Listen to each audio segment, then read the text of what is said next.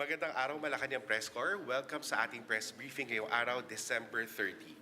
Pirmado na ni Pangulong Ferdinand R. Marcos Jr. ang 2025 General Appropriations Act. Layunin ng national budget na ipagpatuloy ang nasimulang mga proyekto ng Marcos administration sa ilalim ng Philippine Development Plan 2023 to 2028. Kasama natin ngayon para magbigay ng karagdagang detalye sa 2025 national budget ay sina Executive Secretary Lucas P. Bersamin, Department of Finance Secretary Ralph G. Recto, Department of Budget and Management Secretary Amena F. Pangandaman, National Economic and Development Authority Secretary Arsenio M. Balisacan, and Department of Public Works and Highways Secretary Manuel M. Bonoan. Good morning to our guests. May we ask Secretary Recto for his opening statement? Thank you very much. Magandang umaga po sa inyong lahat. We are happy to announce that the President just signed into law the 6.326 trillion national budget for 2025, which we have carefully studied line by line. This is the government's most powerful tool to deliver the biggest growth and economic benefits for the Filipino people for next year. Makakasiguro po ang taong bayan na kami sa Department of Finance, lalo pa namin pagbubutihin ang aming trabaho para mapondohan ang mga proyekto at programa sa ilalim ng ating national budget. To put it into perspective, the 2025 national budget, as I said earlier, stands at 6.326 trillion, of which only 4.64 trillion are supportable by revenues. Ibig sabihin, sa susunod na taon, ang gastusin ng gobyerno ay aabot sa 17.3 billion kada araw, but only 12.72 billion per day will be financed by revenue collections every 24 hours. Kaya naman, sa laki po ng aming responsibilidad, 24 oras din magtatrabaho ang DOF para matugunan ang ating pangangailangan. At titiyakin namin na ang bawat sentimo ay mapupunta sa tamang proyekto at programa para sa bayan. Next year, we will strive to not just meet, but exceed our revenue targets to generate more resources, just as our strong fiscal performance this year has demonstrated. I'm happy to announce that total revenue collections for 2024 is expected to reach 4.42 trillion, surpassing the full year target of 4.27 trillion. As a percentage of GDP, the emerging revenues will climb to 16.7%, the highest in the last 27 years. And our emerging non-tax revenue for 2024 are expected to reach 606.6 billion, the highest ever recorded. These are all because of the hard work and contribution of the Bureau of Internal Revenue, the Bureau of Customs, the Bureau of the Treasury, our privatization team, and our GOCCs. So rest assured, we will work doubly hard to sustain this momentum and adhere to our medium-term fiscal program that reduces our deficit and debt gradually in a realistic manner while creating more jobs, increasing our people's incomes, and decreasing poverty in the process. And on behalf of the economic team, we assure you that from here on, things will just get better because we have a government that works non-stop to deliver the benefits that will keep us progressing as a nation every day. Maraming salamat po. Mabuhay ang bagong Pilipinas. Manigong bagong taon sa inyong lahat. Thank you, Secretary Recto. May we ask Secretary Pangandaman? Good morning. Hello. Good morning. Assalamualaikum warahmatullahi wabarakatuh. Happy New Year po sa ating lahat. Alhamdulillah at may budget na po tayo for 2025. First of all, we would like to thank our President, President Ferdinand R. Marcos Jr., for personally being on top of reviewing the bicameral committee's version of the budget. While the Congress's version was quite different from the proposed budget that we submitted, we are grateful and relieved that the President has made sure that we do not end up with a reenacted budget. As you know, the power of the purse is with the Congress because Congress is supposed to be the voice of the people. Hence, the Department of Budget and Management and even the President himself can only submit a proposed budget to Congress, and in the end, because we have a democratic process that we must follow and respect, we can only exercise what the Constitution provides, which is to veto certain items of the budget. After a careful review by the agencies concerned and with the guidance of our Executive Secretary, who is a former Chief Justice of the Supreme Court, the President ensured that the budget remained true to our constitutional mandates while exercising his veto power to ensure that the budget ultimately continues to be directed to meeting our agenda for prosperity. Nakikinig po ang ating Pangulo sa taong bayan. That is why, among others, ang program appropriations, which increased by over 300% in the BICAM version of the budget, have been greatly reduced by direct veto. There will also be a conditional implementation of Ayuda sa Kapos ang Kita program or AKAP. Let us enter the new year with renewed hope and determination to achieve the goals towards a bagong Pilipinas that we all aspire for. On our end, patuloy lang po kaming magtatrabaho para sa mas magandang kinabukasan ng ating mga mamamayan at sa kaunlaran ng ating bayan. Maraming salamat po. Thank you, Secretary Pangandaman. Secretary Balisacan. Good morning, everyone. Let me express our gratitude to both chambers of Congress for their timely and diligent efforts in scrutinizing, formulating, and ensuring the passage of the 2025 General Appropriations Act. Their unwavering commitment to completing this critical task underscores the strength of our collective resolve in advancing the nation's development goals and President Ferdinand R. Marcos Jr.'s socioeconomic agenda. The 2025 GAA supports the goals outlined in the Philippine Development Plan 2023 to 2028, including attaining our medium-term growth targets as approved by the Development Budget Coordination Committee. The budget prioritizes strategic investments in social services with substantial allocations to education, health, and social welfare programs and infrastructure projects to boost growth and inclusion. These investments are crucial for achieving the PDP's targets related to human capital development and poverty reduction. In line with our commitment to public welfare and fiscal responsibility, the President, as we have heard this morning, has judiciously vetoed certain line items in the budget and set specific conditions for implementing certain programs and projects, including requiring the issuance of guidelines and compliance with pertinent laws, policies, rules, and regulations. This decisive action demonstrates the administration's commitment to our fiscal program by ensuring that planned spending remains within the target deficit ceiling, keeping us on track to meet our medium-term fiscal targets. At the same time, by tightening the conditions for utilizing the budget for various programs, the President ensures that the maximum benefits reach those most deserving of social protection, particularly the near poor.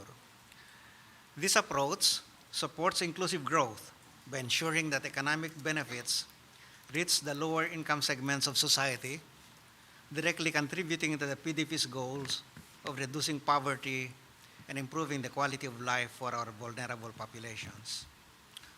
As we roll out these projects and programs in the coming year, close collaboration between the executive and legislative branches remains vital. The coming year, 2025, marks a pivotal moment for our country as we enter the midterm of the Marcos administration. This milestone is an opportune time to assess our progress. As we continuously recalibrate our strategies, we assure our fellow Filipinos that we will sustain our gains and accelerate our efforts in areas where we need to catch up to meet our development targets.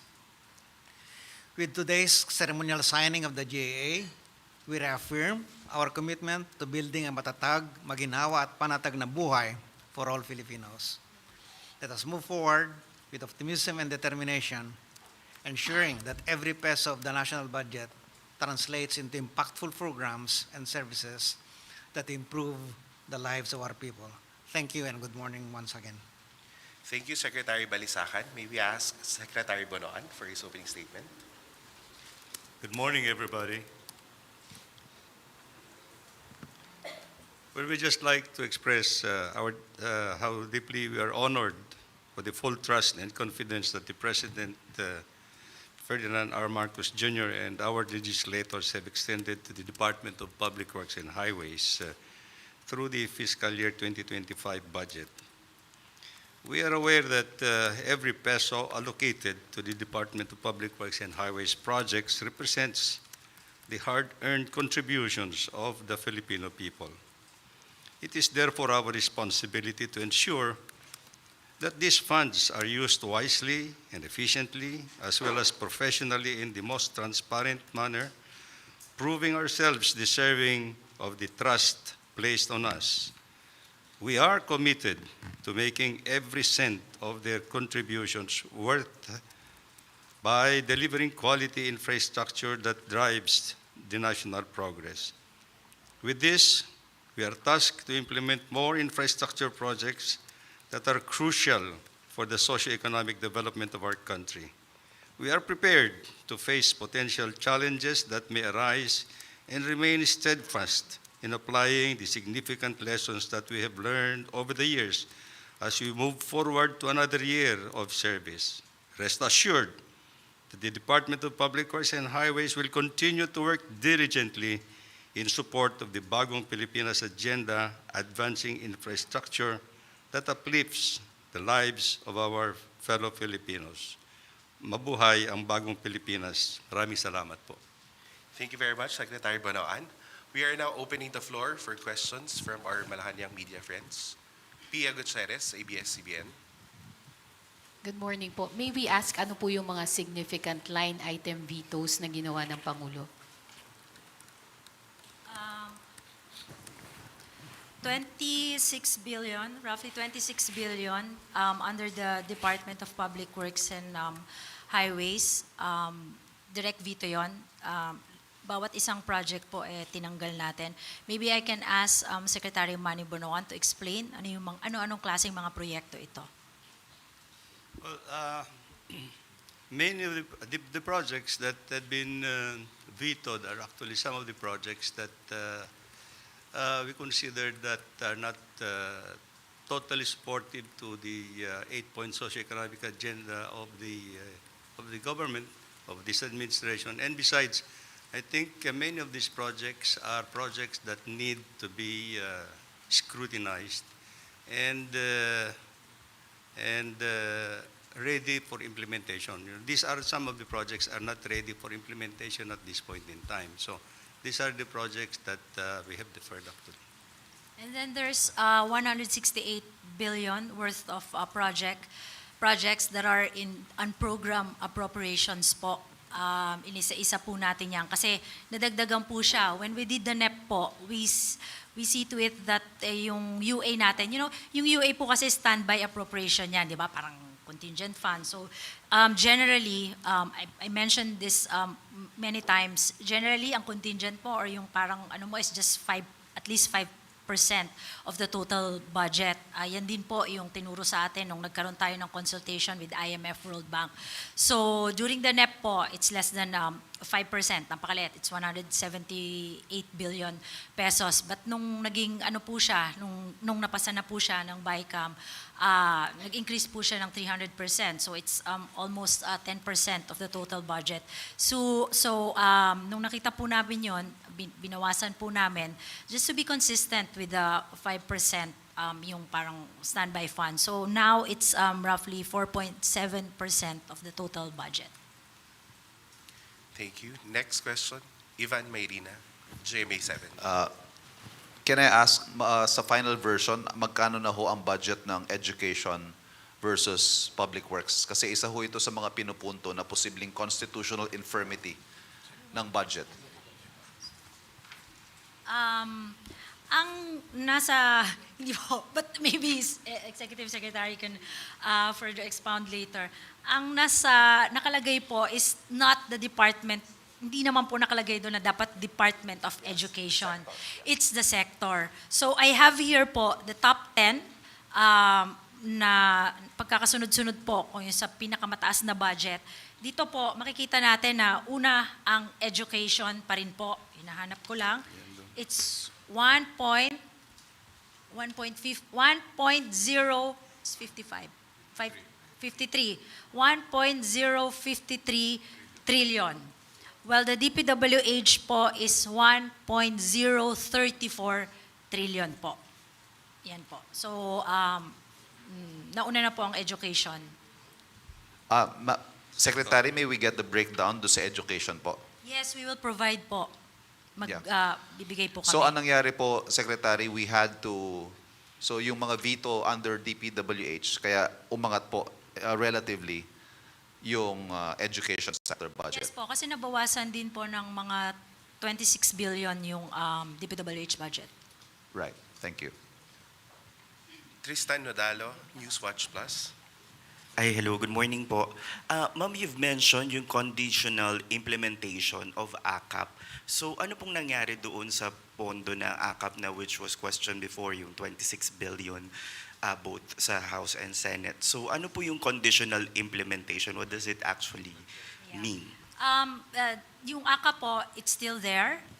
It's just that bago po natin ma-release yung pondo, we need to issue guidelines po together with DSWD, DOLE, and NEDA po para maging consistent yung pagbibigay ng AKAP dun po sa gusto nating mangyari dun sa tamang recipients, hindi po magka-doble-doble yung binibigay natin ng mga cash assistance. So, si Sec. RC Balisacan po ang kasama na po ngayon sa pag-define nung paglabas nung pondo ng AKAP.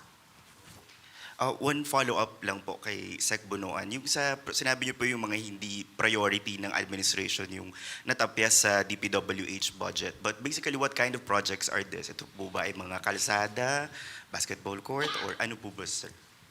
Marami kasi yung mga local projects actually that are not ready for implementation, and it will take us some time anyway to make sure na ma-implement namin kaagad. So these are the things na nakita namin that I think we can postpone it for the time being. Yung mga projects na mostly local projects actually. Roads, sir. Hindi, not necessarily roads, pati may mga buildings and other local infrastructure. There are some projects that are ambiguous also that we cannot immediately implement anyway. So yun ang mga namin. Ace Romero, Philippine Star.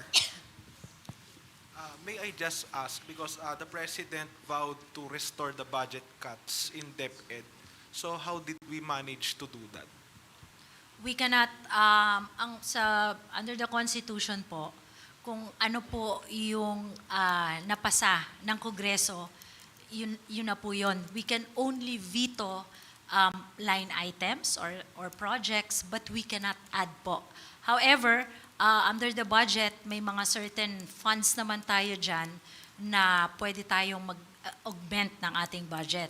For example, yung unprogrammed appropriations, yan ang magandang use ng UA. As long as meron tayong additional revenue from the DOF, we can actually augment or increase the budget of DepEd, specifically for computerization program.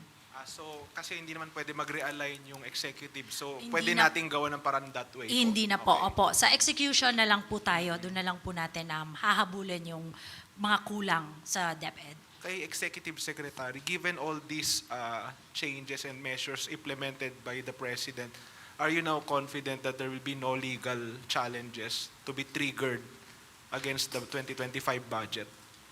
We are, yes, to answer your question, we are confident, but we cannot prevent.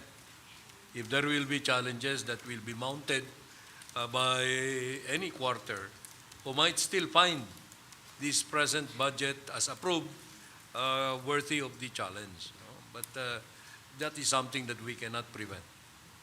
But I am confident that we worked very hard on this and that our efforts will be validated by any kind of lack of challenge.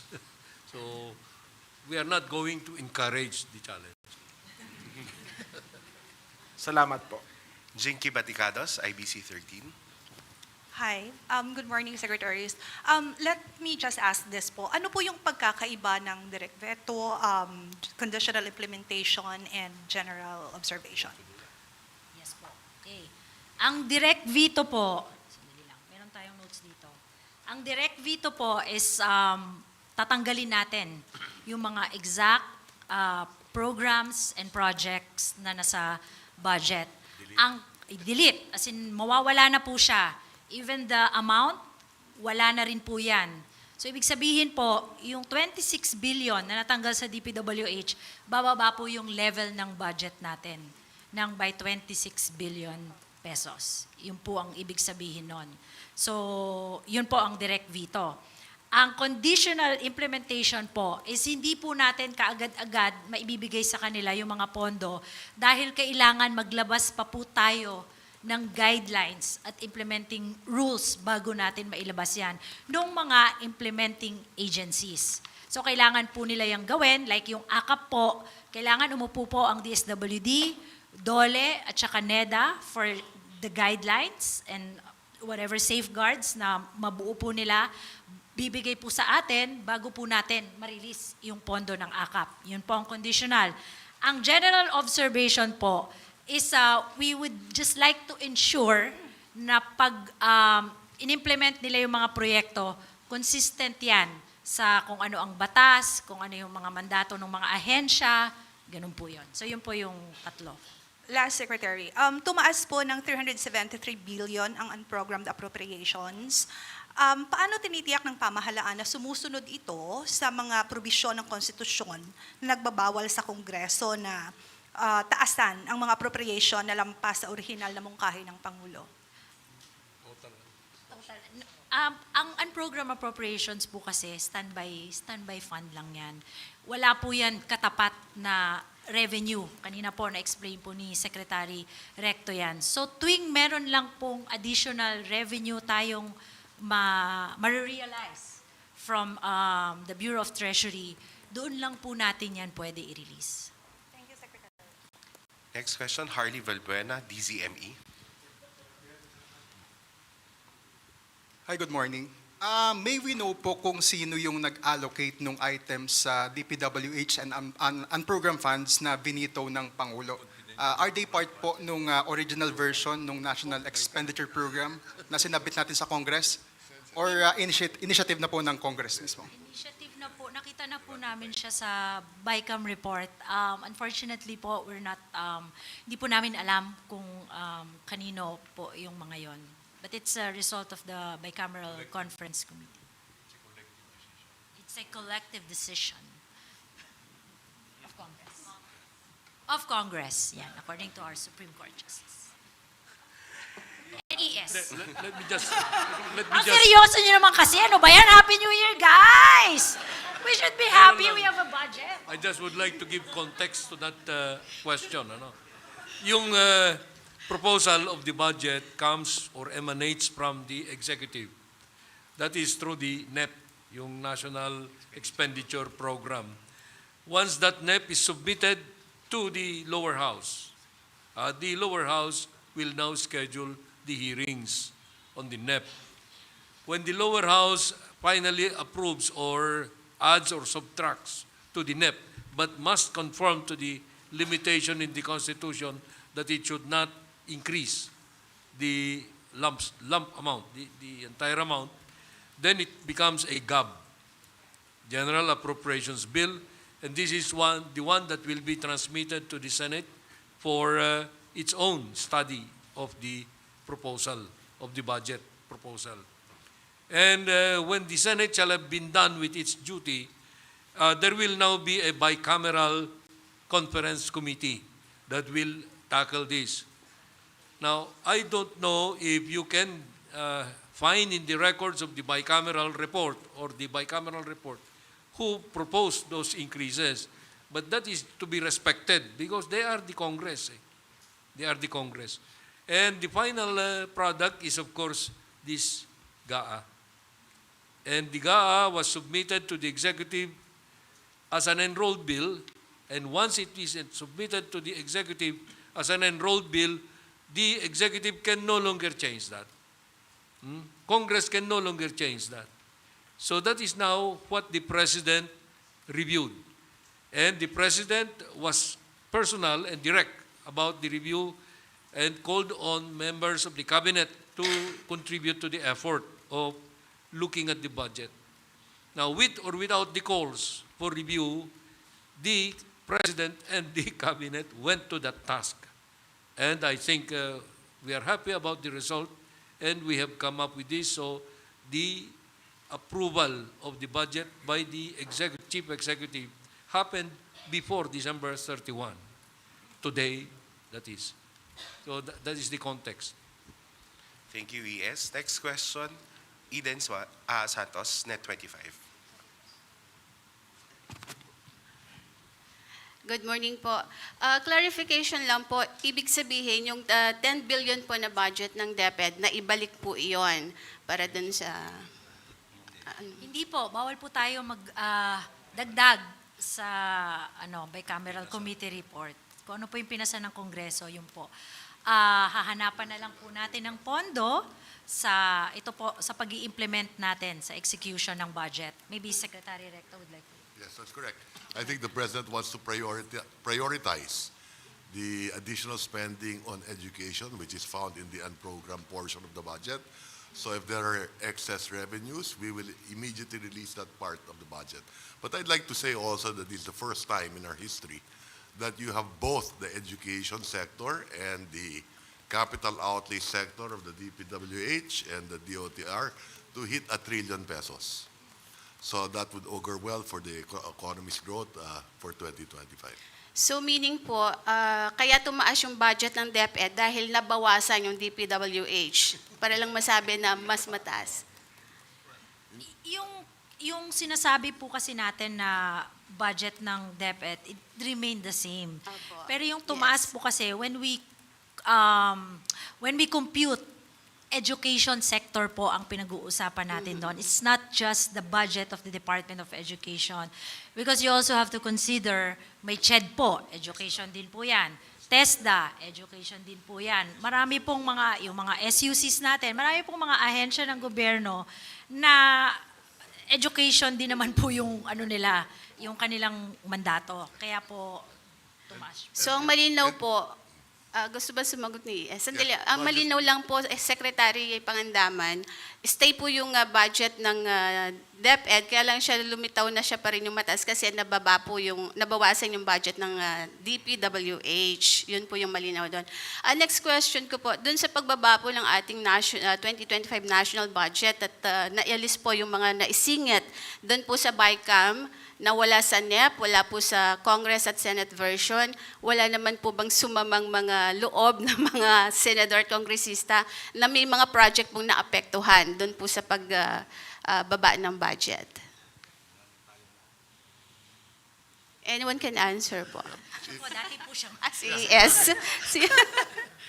You know, it's the President that proposes the budget and the Congress disposes the budget, and it is the executive or the president who executes the budget.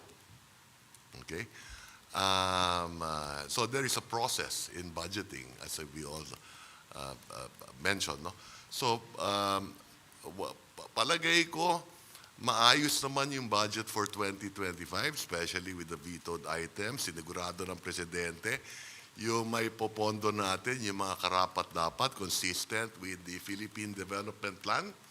Walang ambiguous projects, walang mga proyekto na hindi sulit sa taong bayan, so to speak. And I just wanted to add also that even in the DPWH budget, meron dyan mga proyekto na school building. So maaring wala sa DepEd, education sector, nakalagay, multipurpose building. Alam ko dahil ako naging congressman ako, naging senador ako. So may mga pondo rin yan sa DPWH that have to do with education as well. No? And I think we are all in agreement that it's important to have a budget, diba? All of us, that's why we went through that process because lahat po tayo, gusto natin magkaroon tayo ng budget sa darating na taon. Ayaw po natin ng reenacted budget dahil gusto po natin tumaas ang ating ekonomiya. Hindi po tayo pwede bumalik dun sa level natin this year kasi bababa po. We all agree also that while the government expenditure is just 22% of the GDP, it also still contributes to our economy. So maybe actually I can ask RC to talk about ang implication po ng reenacted budget kasi I think importante po ngayon is that meron po tayong budget for 2025. I think that has been explained by the President this morning sa speech niya,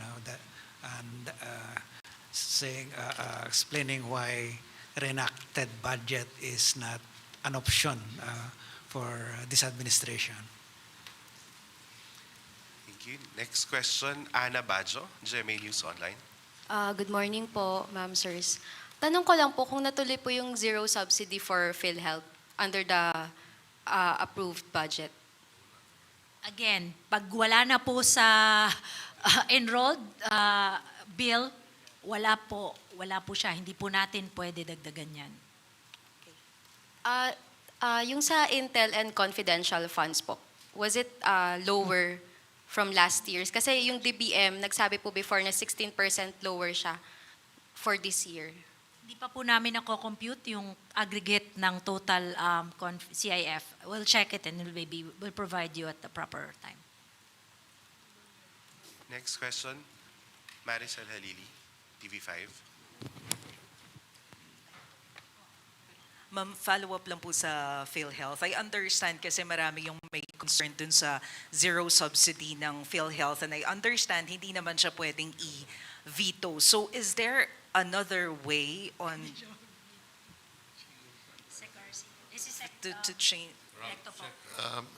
Well, my understanding is that Congress did that because the budget for the current the corporate operating budget of PhilHealth is sufficient. So they have reserve funds of roughly 280 billion. They have a surplus of roughly 150 billion the last time I looked at it. They have investments of more than 400 plus billion. They will earn 200 billion in 2025. They will spend 150 billion. So yung surplus nila, madadagdagan na naman ng 50 billion yan. So they have adequate resources. Now, having said that, we in the Department of Finance next year, tututukan namin ang PhilHealth.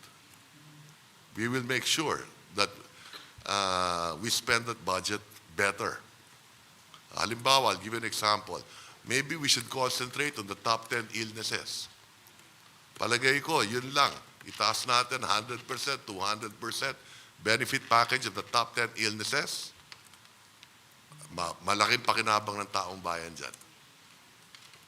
So I don't think you have to increase 9,000 case rates. Sa panganganak pa lang, ilan ang case rate? Di ba, alam ko sa panganganak, 2 lang cesarean at saka hindi cesarean, di ba? Bakit sa PhilHealth, 20 ata yan Di ba? So tututukan namin ang PhilHealth next year. Thank you, sir. Follow-up lang po dun sa conditional implementation. Aside from ACAP, meron pa po bang ibang program under conditional implementation? Yes po. 1, 2, hindi sir, marami. 1, 2, 3, 4, 5, 6, 7, 8, 9, 10, 11, 12. 12. Ano po kami? We will distribute the veto message. We'll post it in our website. Napirma na po, pero hindi pa nila nalalabas sa sa office. Ma'am, pwede bang pa-enumerate lang ng mga highlights, yung mga in general na Yung conditional? Yung conditional. DSWD, ACAP. DSWD, OSEC also, yung Payapa at Masaganang Pamayanan Program, PAMANA. Sa DPWH, OSEC, yung definition on Basic Infrastructure Program. Meron din po sa Office of the Ombudsman, Payment of Retirement Benefits and Pension, Release of Payment of Retirement Benefits and Pensions. Sa Department of Agriculture po on RCEF. Ay hindi, natanggal na pala to, no? Oo. Tapos, meron din po sa Judiciary, Supreme Court of the Philippines and the lower courts, Special Provision number 7 on maintenance and other operating expenses of the lower courts. Sa Calamity Fund, NDRRMF, National Disaster Risk Reduction, meron din pong special provision dyan na may conditional. DOF, BOC, yung Rewards and Incentive Fund. And then, sa Congress of the Philippines, Special Provision number 6, Availability of Appropriations and Cash Allocations. Yan po. Next question, Pia Gutierrez, ABS-CBN. Ma'am, may I know kung mayroon pong pagbabago sa budget ng Office of the President, given na isa rin po sa na-criticize yung increase ng OP budget dun sa ratified version?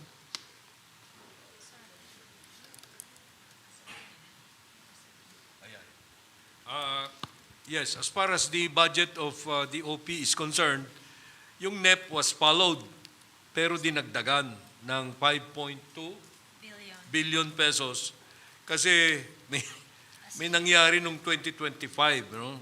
Yung ASEAN 2026 would have been done in Myanmar. Pero biglang umayaw ang Myanmar kasi walang may gustong pumunta ron na heads of state. Because you know the problem about Myanmar. So, kung alphabetical yung sequence ng pag-hold ng ASEAN, letter P, Philippines, came next. Inako ni Presidente yan. Kasi hindi maaring payagan natin na walang ASEAN. That's a very important part of our international relations.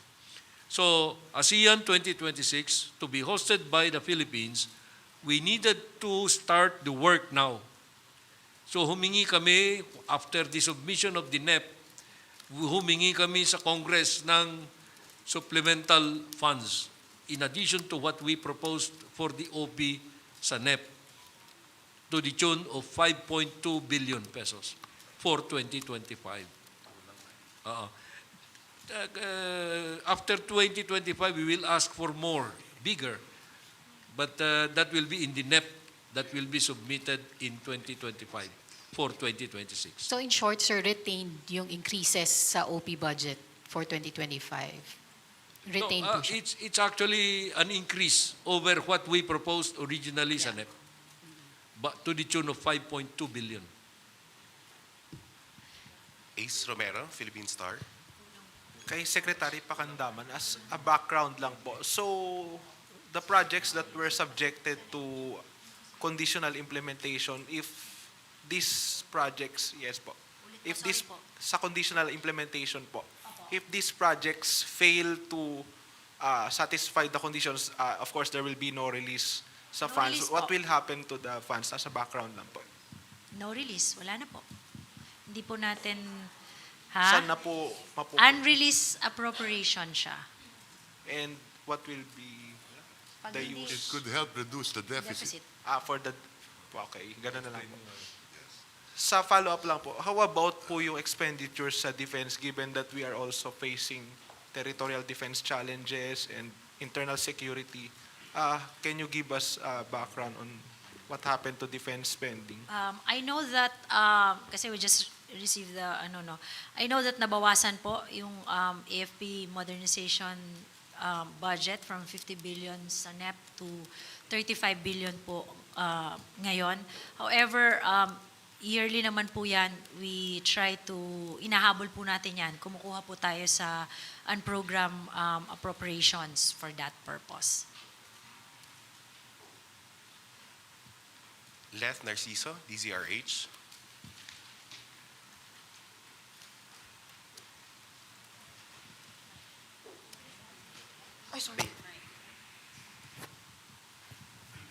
Good morning po. Binanggit rin ni Presidente sa speech niya kanina, prioridad yung agriculture sector, partikular yung mga pagtugon sa mataas na presyo at para mapababa ang presyo ng pagkain lalo ng bigas. Ano pong mga programa ito?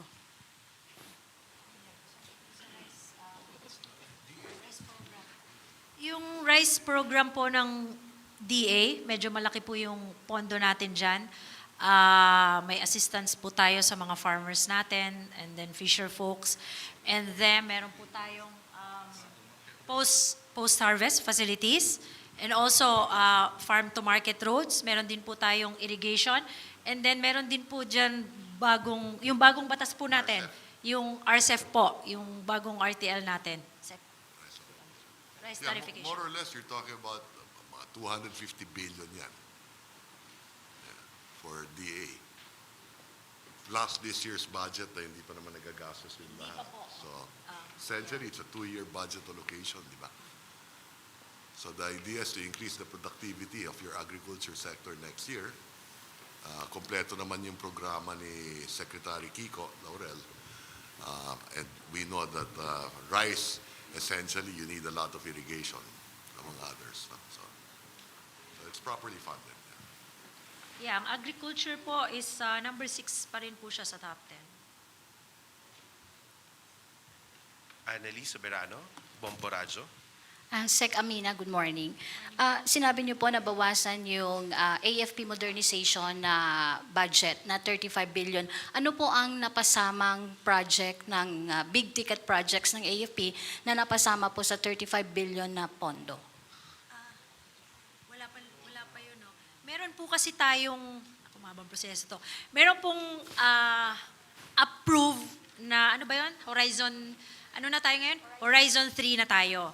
So may listahan po yan ng lahat ng mga kailangan natin i-purchase for the defense sector.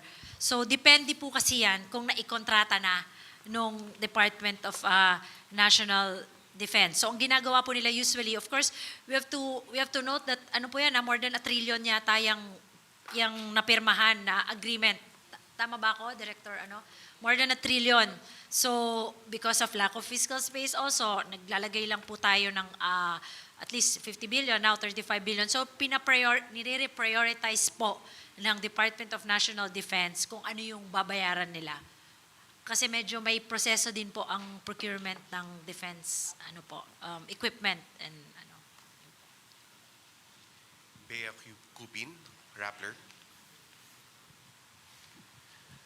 Good morning po. I realize this is quite advanced of a question, but have there been discussions on how we prevent a situation like this from happening again, perhaps next year, na kung baga we had to, hold meetings over the holiday break and we had to postpone the signing because the budget that the Congress approved did not align with the budget that the President prepared?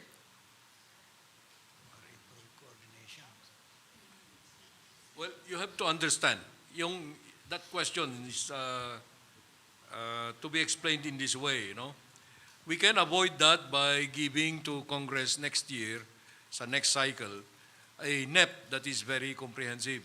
But we usually do that. Now, it will be up to the temper of the congressmen who initiate the consideration of the budget. And I hope that they will be conscientized. Because most of those that were taken off probably were, you call them insertions, but that's too simplistic. No, they have their own priorities which they could reflect into the legislative process. And that is what they did. They are within their rights to do that. But here comes now the President who says, where are now my legacy projects, my priority trusts? They have given them to the back burner. So that is what instigated the President to make cuts that did not reflect the concept in the proposed budget through the NEP. And sir, if I may follow up, how do we intend to check that temper, considering, of course, Congress is dominated by allies of the President? We do not check except through veto.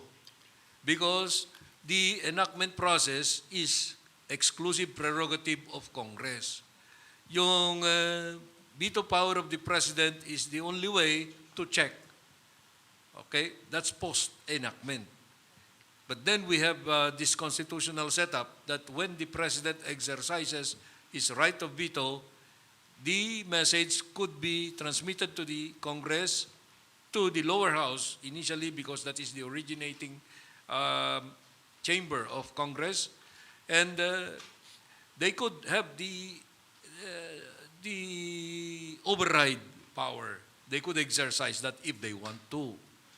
But usually in a situation like this, I don't recall that an override has ever happened. These two branches of government, the legislative and the executive, they work very well in coordination. And it's only when they are at loggerheads that you can expect a direct conflict. Pero your question is the theoretical, no? More in the abstract. So that's not easy to answer. Yes, checks and balances. Alvin Baltasar, Radyo Pilipinas. Good morning po, secretaries. Just to give us an idea, gaano po ba naging kabusisi si Pangulong Marcos doon sa budget proposal? Kabusisi, gaano niya talaga binantayan, hands-on, binantayan ni Pangulo yung budget proposal after na dumaan sa BICAM? Maybe I will be the one to answer that. Yes, sir. I assume as Executive Secretary 3 months into his administration. And I have been here since then. No? That was last part of September 2022. Mabusisi si Presidente mula sa umpisa. I can give you that assurance that the President is very focused, very prudent, Ilocano eh. And I am quite happy to make that note, no? to give that note, because he always says, what do we do with this? This is something that we cannot allow yet because we have lack of funds or etc. So that is what motivates him. Maybe people do not see how he works, but he works very much way into the night and early morning. Follow up. Sorry po, Secretary. Kamuntik na Follow kami up lang po. Christmas eh. Secretary, follow up lang po. Doon po ba sa mga ibinito ng Pangulong Marcos, meron siyang personal siyang nakakita, pero meron din ba kayong nakita na mukhang kinakailangang ibito at nirekomenda niyo kay Pangulong Marcos? Well, as the Chief Executive, he gives us the direction. He has his own way or means of saying this is excessive, this is not something we proposed, etc. But when he said that let's take out things that did not emanate from the NEP or that exceeded the NEP or that took away from the NEP many items, etc., and redirected them, well, we have to be guided by that kind of direction. So that is when the cabinet became very useful. Yung sabi ni Secretary Bunuan just now, muntik nang hindi nagpasko. Ewan ko what he meant by that. But the cabinet and the president really acted together. You probably have seen the publications about how we went to work. The economic team, especially, because these matters are money matters. Samantalay ko na lang po kay Secretary Pangandaman. Secretary, pwede po bang paki-mention na lang po yung top 5 na mga government agencies na may pinakamataas na budget allocation for 2025? Of course, yung education, public works, health, DSWD, DILG, DA,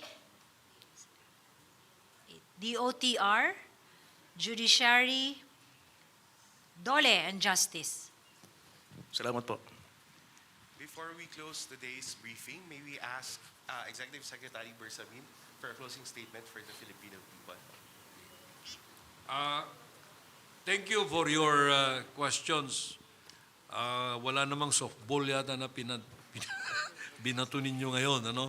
Maraming salamat at nagkaroon tayo ng ganitong pagkakataon upang magkaunawaan sa ganitong bagay na napakamahalaga sa buhay ng ating bansa. Ang budget, the GAA is always the most important bill that can be enacted by the Congress and that can be approved by the President.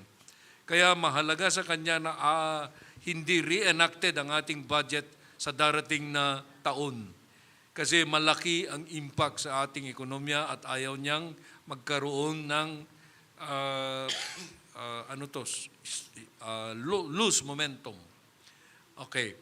So, itong mga tanong nyo, sana magkaroon sila ng impact sa taong bayan upang maintindihan nila or maunawaan ang nangyari ngayong araw na ito.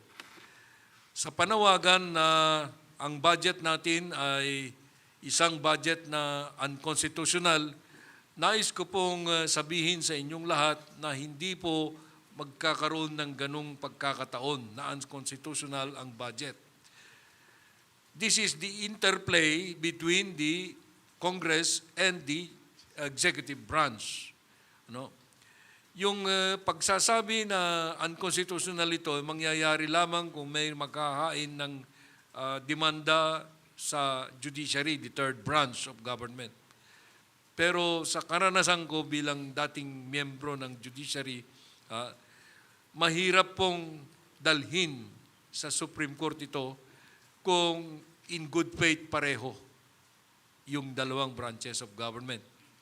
Pero as I said in the beginning today, this morning, hindi natin mapipigilan kung mayroong mga quarters who would still like to be heard on this issue. But I hope they should not because that will again be distracting us. Tungkol sa PhilHealth, sinabi ng ating Pangulo kanina na walang mababawas na benepisyo kundi madadagdagan pa. At pinaliwanag ni Secretary Ralph Recto ngayon na ang PhilHealth ay maraming resources na maaari niyang gamitin sa pagpapalago na ang benepisyo para sa mga kababayan natin. Huwag kayong mag-alala. Ang inyong executive branch ay maingat at matipid. Ay, hindi naman. ibang connotation ng matipid eh. Mabusisi sa paggamit ng ating resources. So, with that as the final say, I don't know if that is the final say, maganda ang darating na taon para sa atin dahil na-approve na yung ating budget. Happy New Year to all. Thank you very much, Secretary Benjamin, Secretary Recto, Secretary Pangandaman, Secretary Balisacan, and Secretary Bonoan. That wraps our press briefing today. Thank you and good day. Thank you.